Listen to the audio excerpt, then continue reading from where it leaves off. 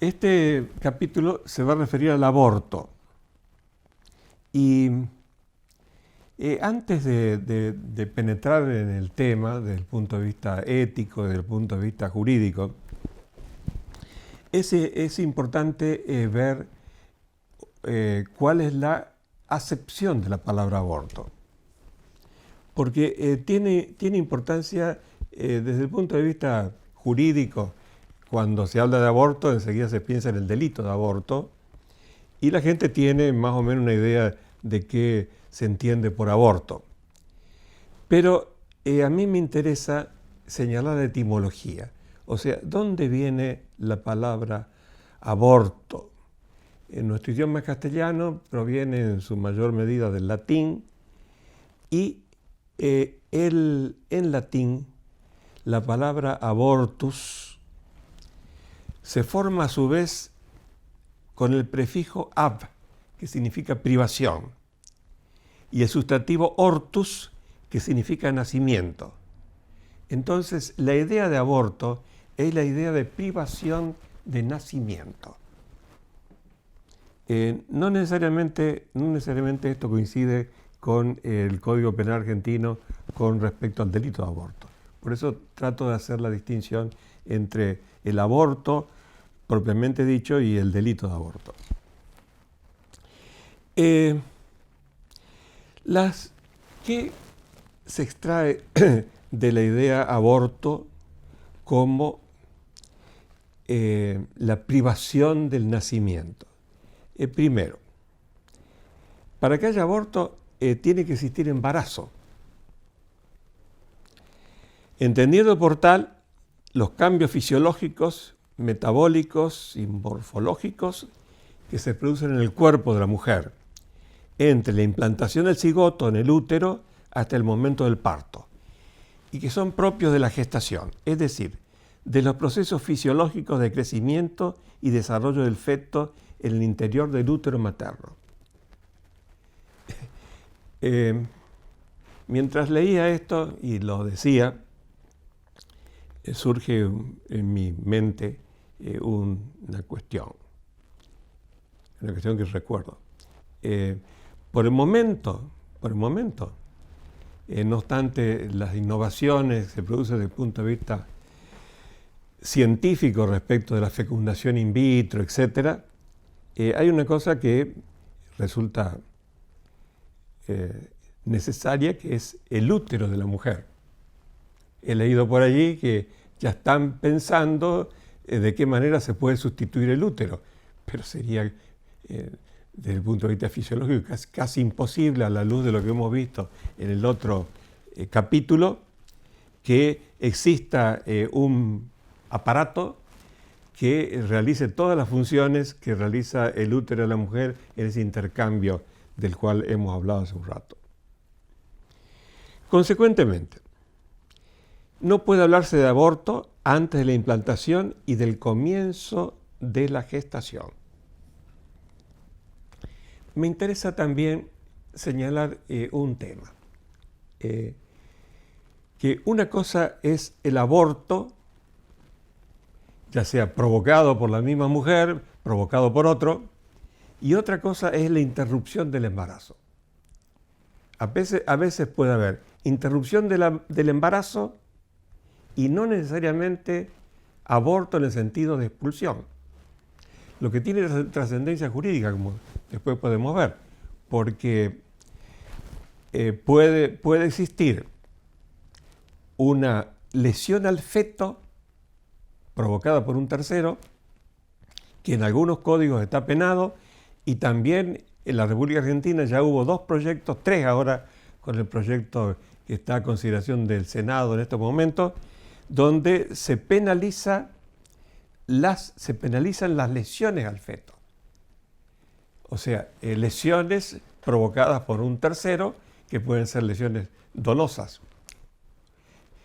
Pero esa penalización de las lesiones al feto no abarcan de una manera quizás curiosa para mí la posibilidad de castigar al que mata al feto. Sería un feticidio, no sería un homicidio, todavía no hay un hombre nacido, una vida independiente, pero sería un feticidio. O sea, no hay ningún proyecto, por lo menos que yo conozca, que esté castigando la muerte del feto. No obstante que se han producido casos, incluso en la República Argentina, así.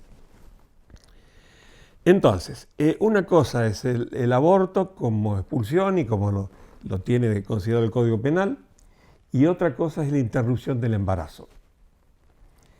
Y también tengo que señalar algunos casos que son problemáticos, por ejemplo, el caso de la anencefalia, o sea, cuando está demostrado con los estudios que se le hacen a la madre que el cerebro del feto no existe o tiene tal deficiencia que va a provocar en el momento de la expulsión su muerte inmediata.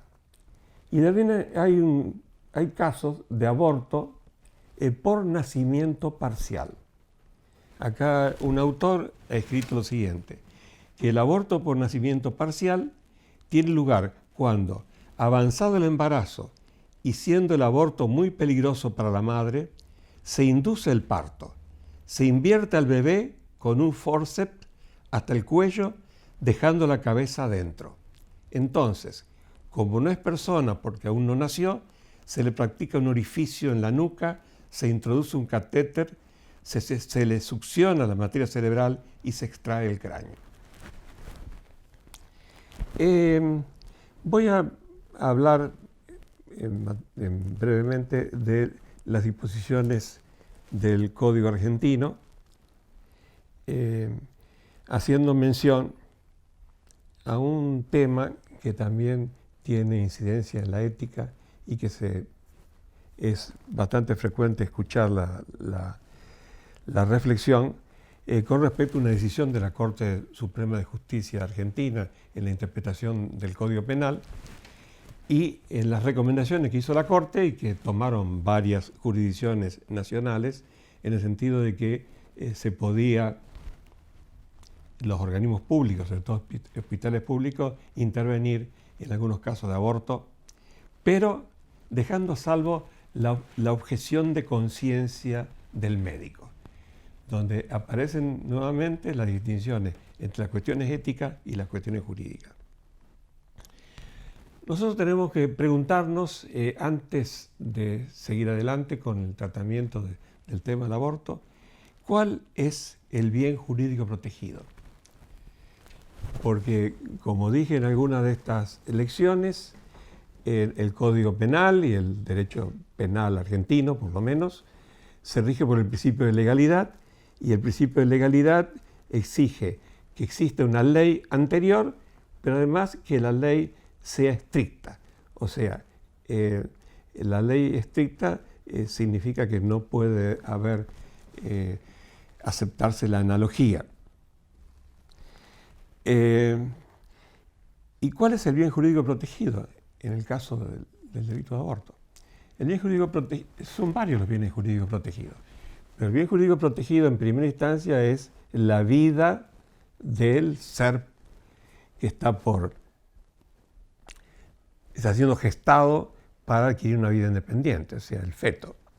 Pero el bien jurídico protegido es también la decisión de la madre de llevarlo adelante cuando el aborto no es consentido por ella. El bien jurídico protegido también sería el derecho del padre a tener descendencia. Y en definitiva, el derecho que tiene la sociedad a una convivencia pacífica y al desarrollo de todos sus miembros. En este sentido, del delito de aborto, en la República Argentina tenemos disposiciones precisas que datan de 1921, o sea, de la fecha de la sanción del Código Penal.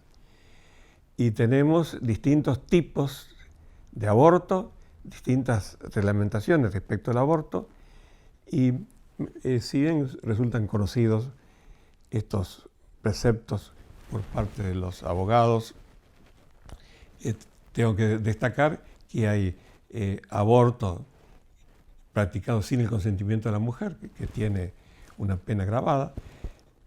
Los abortos están agravados también en su pena cuando están realizados por profesionales.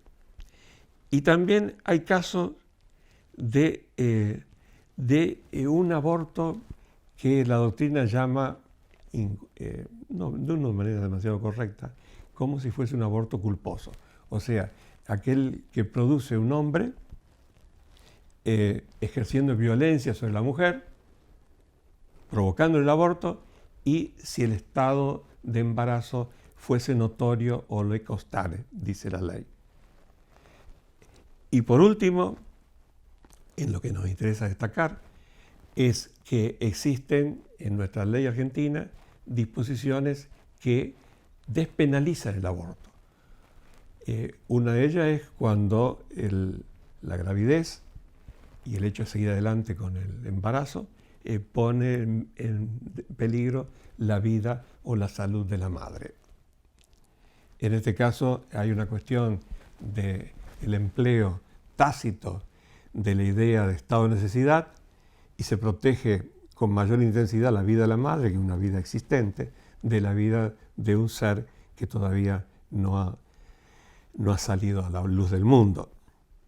Y también es importante destacar que el aborto no es punible cuando el embarazo proviene de una violación. Hace suponer la falta de análisis precisos de las palabras el hecho de que recién, después de mucho tiempo, hablaba del 1921 hasta la época presente, no se había considerado por los tribunales que el Código Penal se refiere justamente al hecho de la violación. Dice, si proviene de una violación o de un ataque al pudor de una mujer idiota o demente. Y siempre se pensó que esto de la mujer idiota o demente hacía que efectivamente se pudiese practicar el aborto en una mujer así.